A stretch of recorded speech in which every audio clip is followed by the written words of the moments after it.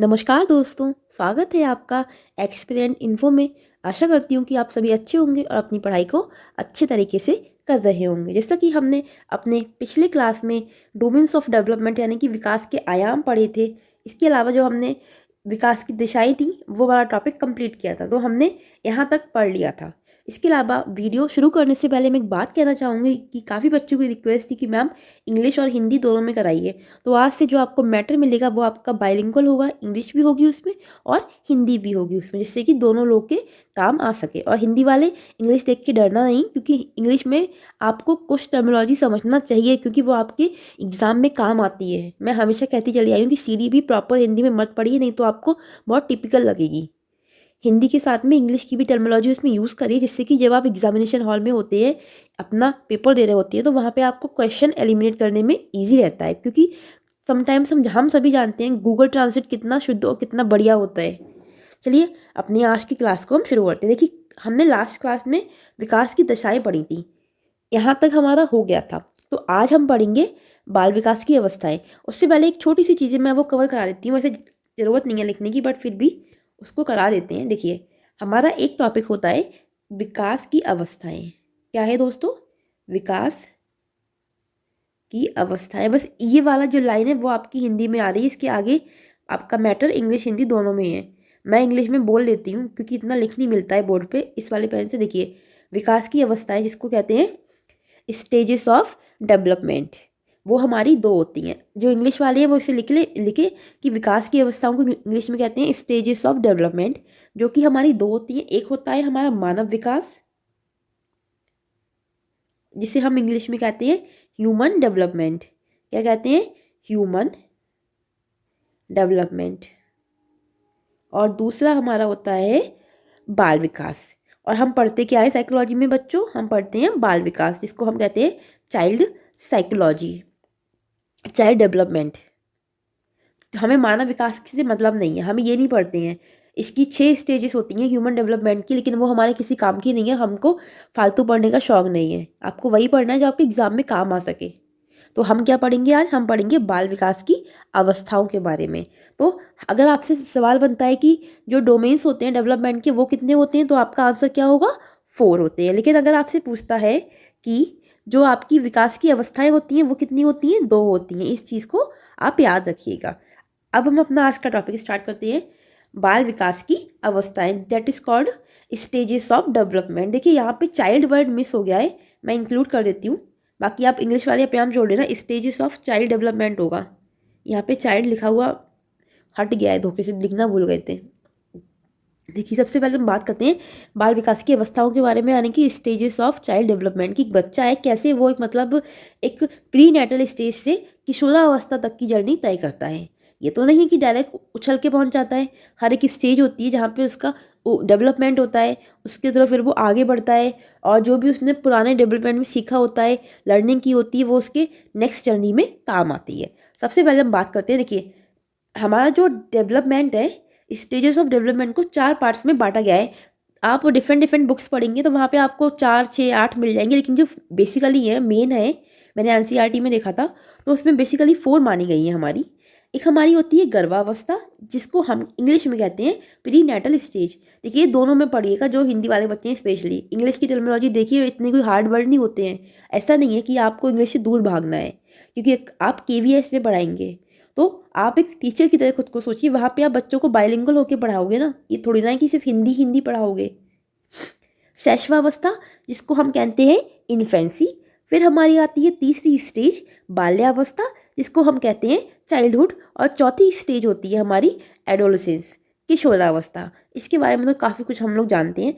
सबसे पहले हम बात करते हैं अपने गर्भावस्था के बारे में, जो हमारी पहली स्टेज होती है, जिसका जो टाइम पीरियड है ना, देखिए इतना वो नहीं है, इसमें 280 दिनों का माना जाता है कि जो गर्भावस्था होती है वो कितने डेज की होती है ऑलमोस्ट।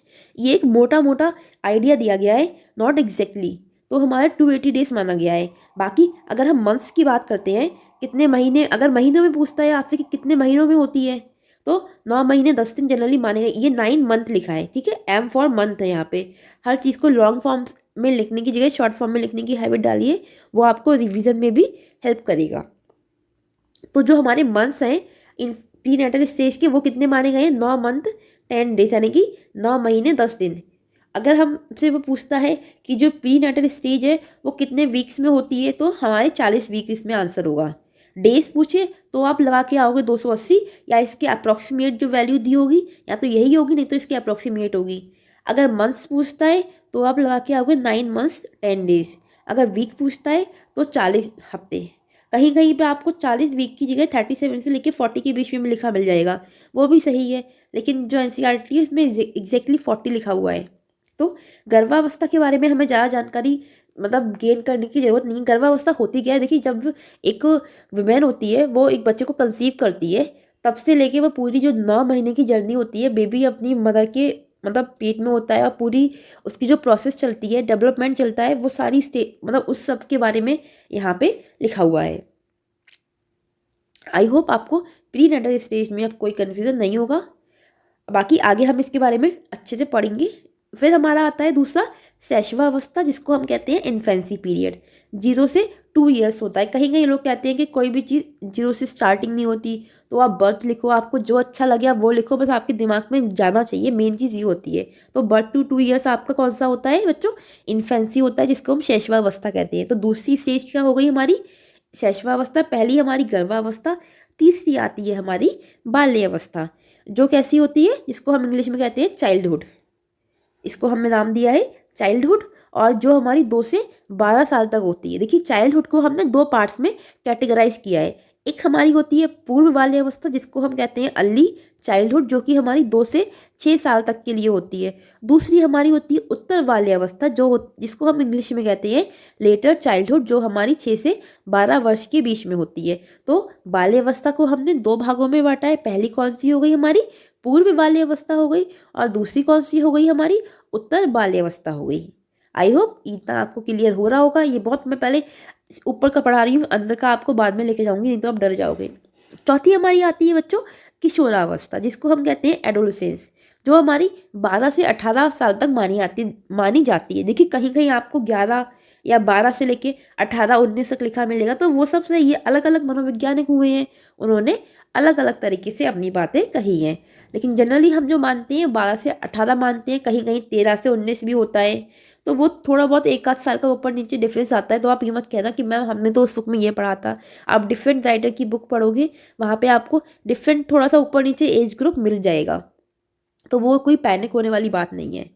अब हम अपनी पहली स्टेज को जानते हैं, जिसको हम कहते हैं गर्भावस्था। एक इसका देखिए एक नाम और होता है, प्रसव पूर्व अवस्था भी कहा जाता है। इसके लिए क्या कहते हैं, हिंदी वाले बच्चे नोट कर लें, प्रसव पूर्व अवस्था, मतलब बेबी के जन्म से पहले की जो अवस्था है उसको क्या कह रहे हैं, हम गर्भावस्था कह रहे हैं। ओके फ्रेंड्स, तो गर्भावस्था का जो दूसरा नाम होता है वो क्या होता है, प्रसव पूर्व अवस्था, और इंग्लिश में क्या होता है, प्री नेटल स्टेज।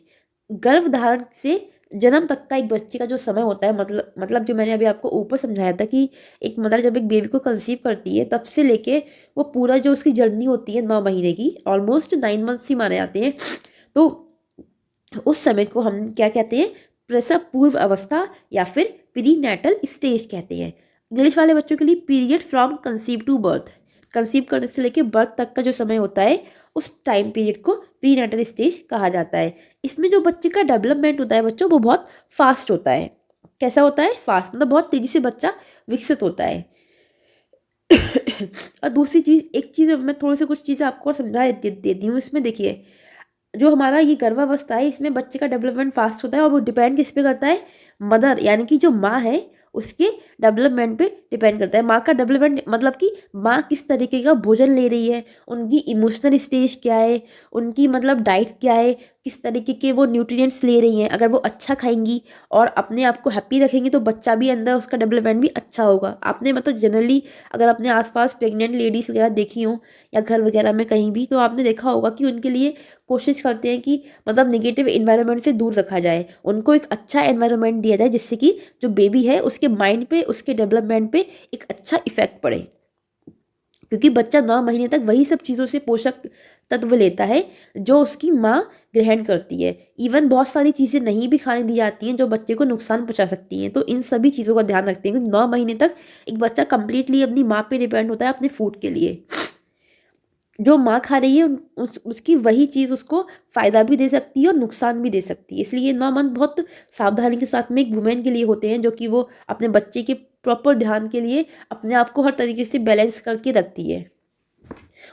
उसका मतलब इमोशनल जो लेवल होता है वो भी अच्छा होना चाहिए, उसको सैड वाले एनवायरनमेंट में नहीं लेके जाना चाहिए, वरना उसकी बेबी पे भी निगेटिव इम्पैक्ट आएगा। आपने वो कहानी तो सुनी होगी ना, महाभारत में अभिमन्यु अभिमन्यु जब अपनी माँ की गोद में, मतलब सॉरी बच्चों, अभिमन्यु जब अपनी माँ के गर्भ में थे, तभी मतलब उन्होंने वो चक्रव्यूह में, मतलब चक्रव्यूह को तोड़ने की जो वो थी, चक्रव्यूह में एंट्री करने की जो पूरी कहानी मतलब शिक्षा थी वो सुन ली थी।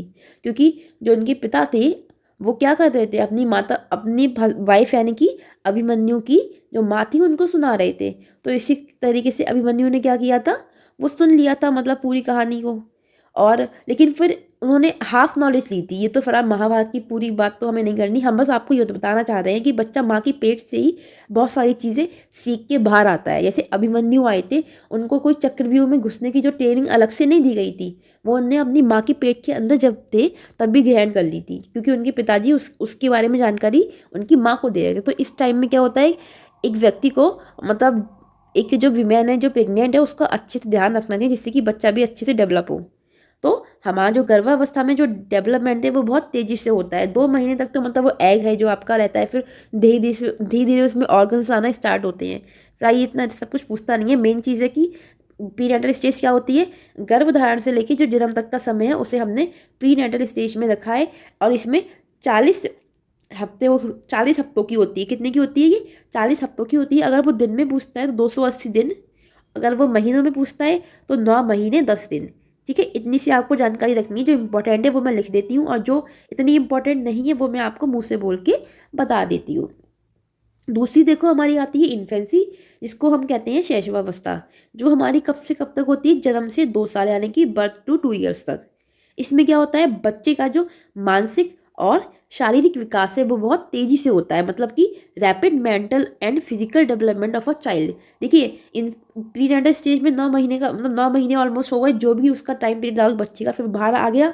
अब वो क्या करेगा, जो बाहर की दुनिया है उसको जानेगा, उसको समझेगा, उससे इंटरेक्ट करेगा। तो उसका जो यहाँ पे मानसिक और शारीरिक विकास है, उसकी जो गति है वो तेज होती है। तीसरा पॉइंट आता है हमारा कि बच्चा ज्ञानेंद्रियों एवं वस्तुओं के साथ अंतःक्रिया के माध्यम से सीखता है। मतलब कि उसके आसपास जो चीज़ें हैं या फिर जो उसके सेंस ऑर्गन है उसके थ्रू वो चीज़ों को लर्न करता है, जैसे देखना, सुनना, स्पर्श करना। ये सब क्या, ये तो हम उसकी जो ज्ञानेंद्रियाँ हैं उसका यूज़ कर रहा है वो, इसमें देखने में, सुनने में, स्पर्श करने में। लेकिन वस्तुओं को मुंह में डालना आपने देखा होगा। इंग्लिश वाले बच्चे परेशान ना हो, मैं अभी इंग्लिश वाला पढ़ के सुना दूंगी। तो जो जैसे आपने देखा होगा, जो 2 साल तक के बच्चे होते हैं उनके पास में कोई भी खिलौना रख दो या कोई चीज़, तो वो क्या करते हैं, सीधे उसको उठाते हैं, मुंह में डालते हैं। तो ये क्या है, मतलब उसको जो मिल रहा है मुंह में डाल रहा है, वो नहीं जानता कि ये हार्मफुल है नहीं है, उसको इतना ज्ञान नहीं है। 2 साल का बच्चा है, अब उसकी क्या जान लेंगे। हाँ, तो मतलब जो कोई भी चीज़ मिल रही है उसको उसको पकड़ना चाहेगा, हर चीज़ को, चाहे मतलब वो उसके काम की हो ना हो, लेकिन उसको हर चीज़ को पकड़ना होता है। वो कोई भी चीज़ मिले मुंह में डालना चाहता है। और ये सब वो क्या कर रहा है, जो भी वो ऑब्जेक्ट है उसके साथ में वो इंटरेक्ट कर रहा है और अपनी ज्ञानेंद्रियों का यूज़ कर रहा है, किसी चीज़ को छूने में या फिर देखने में, सुनने में या फिर टच करने में। देखिए child learn through interaction with sense organs and object such as seeing, hearing, touching, putting object in mouth और होल्डिंग ईटीसी। मतलब कि एक चाइल्ड क्या करता है, इंटरेक्शन करता है किसके साथ में, अपने सेंस ऑर्गन्स के साथ में और ऑब्जेक्ट के साथ में, जिससे वो देखता है या फिर सुनता है या फिर जिसको वो मुंह में देता है, होल्ड करता है, या जो भी वो अपनी एक्टिविटीज़ करता है। और सबसे ज़्यादा बच्चा जो मतलब इस एज में अपनी माँ के करीब होता है, उसको अपनी माँ का प्यार या मतलब कोई उसको किस तरीके से वे में मतलब ट्रीट करता है, उसको समझ में सब आ रहा होता है। गुस्सा भी उसको आता है, और मतलब कोई चीज़ चाहिए होती तो वो उसे स्पर्श भी करता है, मुंह में भी डालेगा हर चीज़ को, गंदी हो कैसी भी हो। तो ये सारी जो बच्चे की जो हरकतें हैं वो किस में होती हैं, शैशवावस्था में होती हैं। यहाँ पे ज्ञानेंद्रियों का और वस्तुओं के साथ में अंतःक्रिया के माध्यम से सीखना, ये वाले। देखिए जैसे कि बच्चे के स्वस्थ विकास के लिए ये समय बहुत संवेदनशील होता है, यानी कि it is a sensitive period for a healthy development of a child. एक बच्चा है जिसका अगर आपको हेल्दी डेवलपमेंट करना है, डेवलपमेंट तो सबका होता है ये तो हमको पता है, लेकिन यहाँ जो टर्मिनोलॉजी है वो हेल्दी है, मतलब अच्छा डेवलपमेंट हो एक तरीके से। तो उसके लिए ये बहुत क्रिटिकल पीरियड होता है, यानी कि सेंसिटिव पीरियड होता है। अगर जैसे मैं आपको एग्जांपल देती हूँ कि एक बच्चा है, सही है, हमने माना कि एक ही बच्चा हो गया, एक ही बच्चा है। हाँ, तो जब भी बच्चा मतलब लगभग 1 साल तक तो जितने भी चेहरे जो नॉन चेहरे होते हैं उनको देख के कंफर्टेबल फील करता नहीं करता है। वहीं अगर इसके सामने कोई अननोन चेहरा आ जाए 1 साल या 2 साल तक के बच्चे के सामने, तो क्या वो उससे बात करेगा? बात करने का सेंस मतलब उसकी गोदी जाएगा? नहीं जाएगा ना। तो बच्चा क्या कर रहा है, जिनको जान रहा है, जैसे सबसे पहले तो वो अपनी माँ के क्लोज होता है, ये हम सबको अच्छे से पता है। उसके बाद पिता, उसके बाद जो बाकी फैमिली मेम्बर्स होते हैं उसके घर में, उन सबके जो फेस वो डेली दिख रहा है, तो वो समझ गया है कि हाँ ये मेरे अपने लोग हैं, इनके साथ में कंफर्टेबल जोन में हूँ। मतलब कोई उसे भय नहीं है कि मतलब उनके बीच में। वहीं अगर मतलब वो कहीं ऐसी प्लेस पे जाता है या फिर कोई कोई नए लोग घर में आते हैं और वो उस बच्चे को गोदी लेती है, तो वो क्या होता है, वो रोता है, वो डरता है कि कहीं ये मुझे मतलब उसके मन में डर आता है, क्योंकि हमने पढ़ा था कि वॉटसन ने क्या बताया कि जो जन्मजात बच्चा होता है उसमें 3 संवेग होते हैं, डर, गुस्सा, प्यार। तो बच्चे में जन्म के साथ ही तीनों संवेग विकसित हो जाते हैं। और दूसरी चीज़, जैसे ही बच्चा जन्म लेता है वो सोसाइटी से इंटरेक्ट करना शुरू कर देता है, यानी कि जो उसका सोशल डेवलपमेंट है वो जन्म के साथ ही शुरू हो जाता है बच्चे का।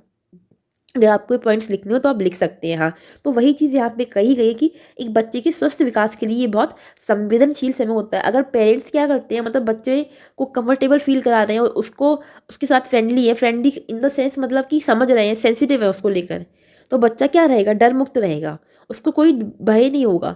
वो मतलब कहीं का द सेंस कि वो जो नॉन फेसेस हैं उसके उनके साथ में अच्छे से खेलेगा, गोदी आने पर रोएगा नहीं। वहीं अगर पेरेंट्स क्या कर रहे हैं, सेंसिटिव नहीं है चीज़ों को लेकर, तो वो कहीं ना कहीं बच्चे पे नकारात्मक प्रभाव भी पड़ेगा उसका। और बेसिकली ये चीज़ें होती भी हैं कि अननोन कोई आ जाए तो बच्चे क्या होता है, छोटे बच्चे उन्हें देख के रोने लगते हैं, क्योंकि उनको लगता है ना, वो अनकंफर्टेबल फील करते हैं कि ये कौन आ गया। वो अपनी ही अलग दुनिया में होते हैं ना उस समय, इसलिए जो 4-5 लोग उनको घर में दिख रहे हैं बस उनके लिए वही उनके अपने होते हैं। तो इस तरीके से ये समय बच्चे के स्वस्थ विकास के लिए भी बहुत संवेदनशील बताया गया है। अब हम अपने नेक्स्ट टॉपिक पे बढ़ते हैं। अब हम पढ़ते हैं बाल्यावस्था। बाल्यावस्था में देखिए आज हम पढ़ेंगे पूर्व बाल्यावस्था, अल्ली वो सॉरी जो हमारी उत्तर बाल्यावस्था है वो हम कल पढ़ेंगे। एक्चुअली मेरी आवाज़ में बहुत दिक्कत है, तो मैं इससे ज़्यादा और रिकॉर्ड कर नहीं सकती हूँ, इसलिए। देखिए हमने बाल्यावस्था को 2 पार्ट्स में बांटा है। हमने पढ़ा ऊपर, एक हमारी होती है पूर्व बाल्यावस्था और एक हमारी होती है उत्तर बाल्यावस्था। ओके फ्रेंड्स, आज हम पढ़ते हैं पूर्व बाल्यावस्था, जिसको हम कहते हैं अर्ली चाइल्डहुड, जो हमारी 2 से लेके 6 साल के बीच में होती है। ठीक है। और हाँ, एक चीज़ मैं आपको बताना बोलूँगी, इन्फेंसी में ना बच्चे के लिए सबसे मेन उसकी फैमिली ही होती है। वैसे मैंने कहा था बट एग्जैक्टली नहीं कहा था। हाँ, तो पूर्व बाल्यावस्था जो होती है वो कब से कब तक होती है, 2 से 6 साल तक की होती है। ये आपको एक डायग्राम दिख रहा होगा, इस डायग्राम में मैंने जितने भी इसके इंपॉर्टेंट पॉइंट्स थे वो सब कवर कर दिए हैं। थोड़ा ये छोटा हो गया, आइडिया नहीं आया मेरे को कि इतना छोटा बैठेगा, नहीं तो मैं थोड़ा और बड़ा कर देती। इसके लिए 1 मिनट, थोड़ा इसको जूम करते हैं पहले कि आपको अच्छे से समझ में आना चाहिए। देखिए ये एक बच्चा है, ये अर्ली चाइल्डहुड स्टेज है। सबसे पहले हम बात करते हैं कि इसमें जो फास्टेज लैंग्वेज एंड फिजिकल डेवलपमेंट होता है, मतलब बच्चे का जो शारीरिक और जो भाषा विकास है वो बहुत तेजी से होता है। 2 से 6 साल के बच्चे के सामने अगर आप गलत लैंग्वेज यूज़ करोगे तो वो क्या करेगा, वही जो गलत लैंग्वेज है उसको सीख लेगा और फिर उसको यूज़ करता रहेगा जब तक कि उसकी नॉलेज को करेक्ट नहीं किया जाएगा। तो इस समय बच्चा क्या है, जो भी घर में बोल रहे हैं, आपने देखा होगा छोटे बच्चे क्या करते हैं, जैसे कि वो देखते हैं कि उनके उनके पापा को उनके उनके दादी दादा नाम लेके बुला रहे हैं कि मोहित, या फिर उनकी मम्मी को टीना, इस तरीके का नाम ले रहे हैं, तो वो बच्चा क्या करता है, वही नाम लेना सीख जाता है। पिताजी को मोहित कहेगा, मतलब पिताजी हो गए या फिर जो भी इस घर के अदर मेंबर्स हो गए जो उनसे बड़े हैं उनको नाम लेके बुलाएगा, क्योंकि उसको नहीं पता कि हमें नाम नहीं लेना, हमें तो उनके लिए कुछ परमानेंट वर्ड्स होते हैं वो यूज़ करने होते हैं। उसको तो ये पता है कि घर के बड़े बोल रहे हैं।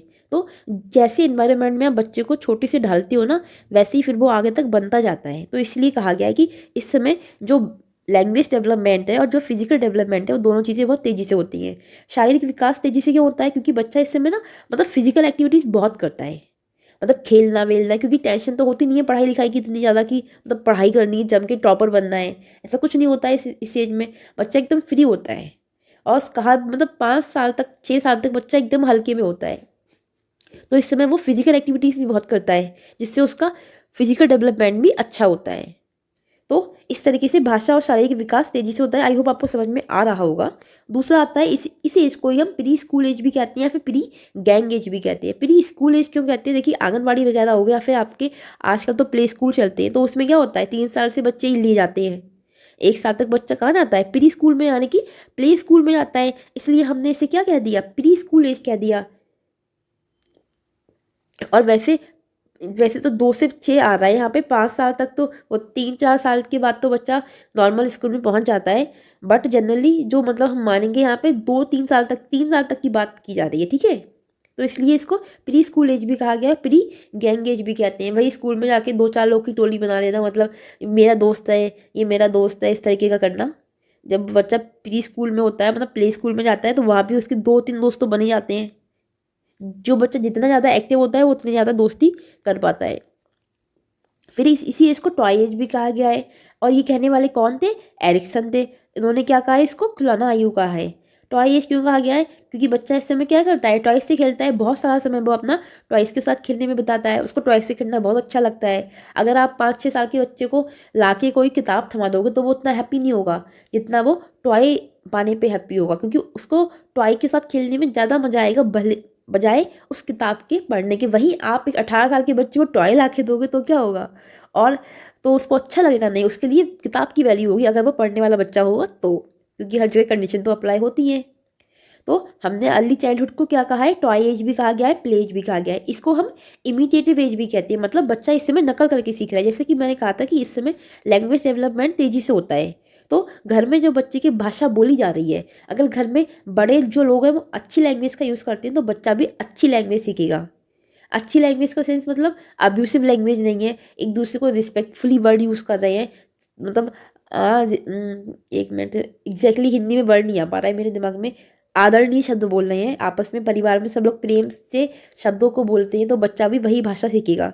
सिर्फ यहाँ प्रेम से शब्दों को बोलना नहीं है, अब कुछ लोग होते हैं कहीं कहीं पे घर में इंग्लिश ही बोली जाती है कम्प्लीटली, तो बच्चा वो इंग्लिश बोलना बड़ा इजी सीख जाएगा। कहीं कहीं जो लैंग्वेज जिस जगह चल रही, जो भी उस जगह की क्षेत्रीय भाषा है, उसको बच्चा इमिडिएट करेगा, मतलब उसको नकल करके सीख जाएगा, सबको देखा होनी कि कौन कैसे बोल रहा है। फिर होती है इरेशनल थिंकिंग, मतलब कि इस समय बच्चा क्या होता है, 2 से 6 साल का बच्चा तर्कहीन विचार ही करेगा। उसके लिए अगर आप कहते हो, जैसे कहीं जा रहा है वो आपके साथ में, ठीक है, तो फिर आप उससे कहते हो कि ये पेड़ क्या है, हमारे साथ चल रहे हैं। ट्रेन में अगर बच्चा बैठा है तो ट्रेन में क्या होता है, जब आप ट्रेन चलती तो आपको लगता है कि पेड़ भी आपके साथ चल रहे हैं, बट वो होता नहीं है, वो अलग लॉ है हमारा साइंस का। तो बच्चे को अगर आप कहोगे कि पेड़ भी साथ चल रहे हैं, तो वो क्या मानेगा? हाँ, पेड़ भी ट्रेन के साथ चल रहे हैं। तो ये क्या है? उसकी एक इरेशनल थिंकिंग है, मतलब कि तर्कहीन विचारधारा है। दूसरा एक और एग्जाम्पल देती हूँ मैं, अच्छा था, जैसे कि बच्चा घर में बैठा है, उसको मतलब क्या हुआ कि तो कोई टॉय था, तो आपने क्या किया, उससे छीन लिया और फिर कह दिया चिड़िया ले गई। जनरली सबके घरों में एग्जाम्पल यूज होता है कि चिड़िया ले गई, तोता ले गया, जो भी हो गया, तो बच्चा मानता है कि हाँ चिड़िया ले गई होगी। या आप उसकी नज़रों के सामने से कोई चीज़ हटा देते हो, कहते हो छू मंतर गायब हो गई, तो फिर ये क्या होता है? हमारा तर्कहीन विचार में आता है। मतलब बच्चा इस समय यानी कि 2 से 6 साल की एज में, अर्ली चाइल्डहुड में बच्चा इरेशनल थिंकिंग भी करता है। ओके, फिर हमारी आती है सेल्फ सेंटर्ड। बच्चा क्या होता है? स्वकेंद्रित होता है। आपने देखा होगा 2 से 6 साल का बच्चा, उसको खिलौना ला के दे दो तो वो अपने खिलौने में ही लगा रहेगा, अकेले ही खेलता रहेगा। अगर उसके पास कोई नहीं है फिर भी कोई चिंता की बात नहीं है, वो उसको तोड़ेगा मोड़ेगा, जो भी मतलब उसके दिमाग में खुरापाती हरकतें आएंगी वो करता रहेगा। तो मतलब सेल्फ सेंटर है बच्चा, उसको दुनिया से अभी इतना मतलब नहीं है। लेकिन इसका मतलब ये नहीं है कि बच्चा सोशली इन्वॉल्व नहीं है। बच्चा सामाजिक तो जन्म के बाद, जन्म लेते ही बच्चा सोशली हो जाता है। लेकिन यहाँ पे बात हो रही है सेल्फ सेंटर, मतलब कि बच्चा क्या है, खुद में ही मतलब केंद्रित है। मतलब जो भी उसको मिल रहा है टॉय लेके बैठ जाते हैं बच्चे, फिर उसको अपने आप तोड़ते रहते हैं, खेलते रहते हैं। ये नहीं है कि 4 लोग हो ही उनके साथ खेलने के लिए। फिर हमारी आती है सेंसिटिव लैंग्वेज डेवलपमेंट, जैसे कि मैंने बताया कि संवेदनशील समय है ये भाषा विकास के लिए। जो हमारी पूर्व बाल्यावस्था होती है वो क्या होती है? सेंसिटिव टाइम होता है, क्योंकि भैया ये आपकी बेसिक है ना, ये आपकी नींव है। अगर आपकी नींव में ही आप गलत चीज़ें भर दोगे तो जो मकान बनेगा फिर वो वैसा ही बनता रहेगा। तो इसलिए यहाँ पे कहा गया है कि बच्चे को अच्छे रिच इन्वायरमेंट में, मतलब रिच लैंग्वेज वाले इन्वायरमेंट में रखना चाहिए, जिससे बच्चा अच्छी भाषा सीखे, उस भाषा का बाहर सामाजिक रूप से अच्छे तरीके से उपयोग करे। फिर हमारा आता है यूनिवर्सल जस्टिस, यानी कि सर्वव्यापी न्याय। तो बच्चा की इस एज में जो बच्चे का दिमाग होता है ना, वो बस इतना ही काम करता है कि मतलब वो सभी और न्याय के वे में देखता है। जैसे कि एक चींटी ने बच्चे को काट लिया, सी एग्जाम्पल है ये। तो तो जो घर वाले होते हैं वो क्या कहते हैं, हम इस चींटी को मारेंगे, इसने हमारे बच्चे को काटा। तो वो क्या करते हैं, एक्शन करने लगते हैं मारने का। तो वो चींटी मर गई, सही है, मतलब चींटी मर गई, या फिर जो भी चीज़ें, कोई ऑब्जेक्ट ले लिया, कुर्सी से बच्चे का पैर टकरा गया, ये ज़्यादा अच्छा एग्जाम्पल रहेगा। तो बच्चा रोने लगा, तो फिर मम्मी आई, मम्मी ने बोला कुर्सी ने मेरे बच्चे को मारा, चलो अब इस कुर्सी को मारते हैं। तो बच्चे के सामने मम्मी ने कुर्सी को मारते हुए दिखा दी। तो बच्चा क्या हुआ, खुश हो गया, हाँ भैया उसको न्याय मिल गया एक तरीके से। तो इस तरीके से बच्चा उस समय यूनिवर्सल जस्टिस वाले थॉट्स, मतलब थॉट्स में होता है। फिर हमारा एक मिनट, ईगो सेंट्रिक और हमारा सेल्फ सेंटर ऑलमोस्ट सेम है, गलत हो गया ये। एम के मतलब खुद में ही रहना। यहाँ पे ईगो सेंट्रिक इतना बड़ा वर्ड उस वे में हम यूज़ नहीं करेंगे जिस वे में हम आगे चल के इसका यूज़ करेंगे एडोलसेंस में। इसको हटा ही देना आप, ठीक है, अहम केंद्रिता वाला हटा देना, ये इतना अप्रोप्रिएट नहीं है यहाँ पे यूज़ करना। फिर हमारा आता है क्यूरियोसिटी क्वेश्चन। जिज्ञासु प्रवृत्ति का बहुत होता है बच्चा इस एज में। अगर वो कहीं जा रहा है रास्ते में तो कहेगा कि मतलब जो भी उसके साथ में होता है उससे पूछेगा ये क्या है, पेड़ है तो पूछेगा ये क्या है, ये क्यों है, ये कैसे है। ऐसे तमाम तरीके के जो क्वेश्चन होते हैं उसके दिमाग में आते आते हैं इस एज के बच्चों में और इसके आगे के बच्चों में, क्योंकि इस समय बच्चे के मन में कोई भय नहीं है ना, कि अगर वो कितने भी क्वेश्चन पूछेगा तो कोई उसमें नेगेटिव मतलब हंसेगा या फिर कोई नेगेटिव इफेक्ट डालेगा।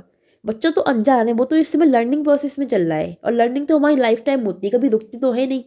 तो बच्चे के लिए ये हमारी क्यूरियोसिटी क्वेश्चन एज भी कही जाती है। एक बार मैं पॉइंट्स को फिर से रिवाइज करते हैं कि ये बहुत बढ़िया की पॉइंट्स है, मैंने बिना लैंग्वेज फालतू लिखे शॉर्ट फॉर्म में लिखा है जिससे कि आप एग्जैक्टली याद करें। इवन मैं कहूँगी इसे इंग्लिश में याद करना तो ज़्यादा ईजी रहेगा हिंदी वाले बच्चों के लिए। इसमें अर्ली चाइल्डहुड में क्या होता है, लैंग्वेज डेवलपमेंट फास्टेस्ट होता है और फिजिकल डेवलपमेंट भी फास्ट होता है। प्री स्कूल एज कहते हैं इसके लिए, प्री गैंग एज कहा जाता है। टॉय एज भी कही है इसको, और प्ले एज कहा है, किसने कहा है, एरिक्सन ने कहा है। और इसी को इमिटेटिव एज कहा गया है, मतलब कि नकल करके बच्चा इसमें सीख रहा है बड़ों को। इरेशनल थिंकिंग भी हमारी कौन सी एज में होती है, अर्ली चाइल्डहुड में होती है। इस समय बच्चा क्या होता है, सेल्फ सेंटर्ड होता है। और जो लैंग्वेज डेवलपमेंट है वो भी कैसा होता है, सेंसिटिव होता है इस टाइम में। और यूनिवर्सल जस्टिस की बच्चा बात करता है, मतलब थॉट रखता है। और इस समय ये वाला हटा दीजिए, ये इतना अप्रोप्रिएट नहीं लग रहा मुझे। और इस समय बच्चे में क्यूरियोसिटी बहुत होती है, मतलब जिज्ञासु प्रवृत्ति का होता है। हाउ, व्हेन, बट, कैसे, क्यों, कब, कहाँ, ये सारे WH वाले क्वेश्चन उसके दिमाग में आते हैं। तो ये हमने आज पढ़ लिया पूर्व बाल्यावस्था बच्चों। कल हम पढ़ेंगे उत्तर बाल्यावस्था यानी कि लेटर चाइल्डहुड, उसके अलावा अडोलसेंस। आज का मैं वीडियो इतना ही रखती हूँ क्योंकि मुझसे और रिकॉर्डिंग नहीं हो पा रही है, मेरी आवाज़ बहुत ख़राब हो रखी है। एंड बाकी आप लोग प्लीज़ कमेंट में बताइए कि आपको मेरा आज का ये वीडियो कैसा लगा, क्योंकि आज मैंने इसमें डबल मेहनत करी है, इसको इंग्लिश में भी लिखा है और हिंदी के साथ साथ। कुछ बच्चों का कहना था कि वो इंग्लिश मीडियम से है तो मतलब उनके लिए हिंदी समझ में नहीं आएगी, ऑब्वियस सी बात है, इसमें कोई गलत बात नहीं है। मैं तो खुद कहती हूँ कि CDP को बाईलिंगुअल होकर ही पढ़ना चाहिए, स्पेशली हिंदी मीडियम वाले बच्चों के लिए। तो क्योंकि अगर आप सिर्फ हिंदी में पढ़ रहे हो ना तो फिर आपको एग्ज़ाम में दिक्कत हो सकती है। इसलिए मैं आपको डिवाइस दे रही हूँ, मैं जिस हिसाब से लिखती हूँ और उस हिसाब से आप पढ़ते जाओगे तो आपकी तैयारी अच्छी होती जाएगी। अभी क्लासेस थोड़ी स्लो हो रही हैं, बट 2 से 3 दिन का मुझे समय दीजिए। मैं क्लासेस को थोड़ा लेंदी करूँगी, टाइम भी बढ़ा दूँगी इसका, और थोड़ी सी मेरी हेल्थ इंप्रूव हो जाए बस। तब तक के लिए 2-3 दिन के लिए आप ऐसे ही थोड़ा इसके साथ में पढ़िए। और बाकी एक मेरे दिमाग में बहुत अच्छा आइडिया आया है कि हम मंडे से लेके सैटरडे तक जो भी हमने पढ़ाई करी है, एक मिनट मुझे तो एक रफ पेज नहीं मिलता, जैसे आप बताइए आपका क्या कहना है इस पे। मंडे से लेके सैटरडे तक हम जो भी पढ़ते हैं से, ठीक है, उसकी CDP की बात कर रही हूँ मैं यहाँ पे। तो उसको मैं संडे को एक मास्टर क्लास लेके आऊँ जिसमें मैं मंडे टू सैटरडे की जो भी स्टडी करी है वो सारा आपको रिवाइज कराऊँ। बताइए कैसा रहेगा ये आइडिया, कमेंट बॉक्स में बताइएगा कि अगर आपको अच्छा लगता है तो मैं इस पर वर्क करूँगी। और संडे को आपको मंडे टू सैटरडे की एक मतलब मैराथन क्लास मिलेगी वीकली वाली, जिसमें जो भी हमने पूरे वीक में पढ़ा है वो आपको एक दिन में रिवाइज कराया जाएगा, जो आपके लिए बहुत अच्छा रहेगा। जो बच्चे रिवाइज खुद से नहीं कर पाते हैं वो इसके थ्रू कर लेंगे। कमेंट बॉक्स में अपना सुझाव दीजिएगा आज की क्लास कैसी लगी और ये आइडिया कैसा है, मुझे इस पर काम करना चाहिए या फिर नहीं करना चाहिए। बाकी प्लीज़ सपोर्ट करते रहिए, आपके सपोर्ट से हिम्मत मिलती है कि आगे हम और आपके लिए अच्छा कंटेंट तैयार करें। And thank you so much, और अपना ध्यान रखिए, अच्छे से पढ़ते रहिए।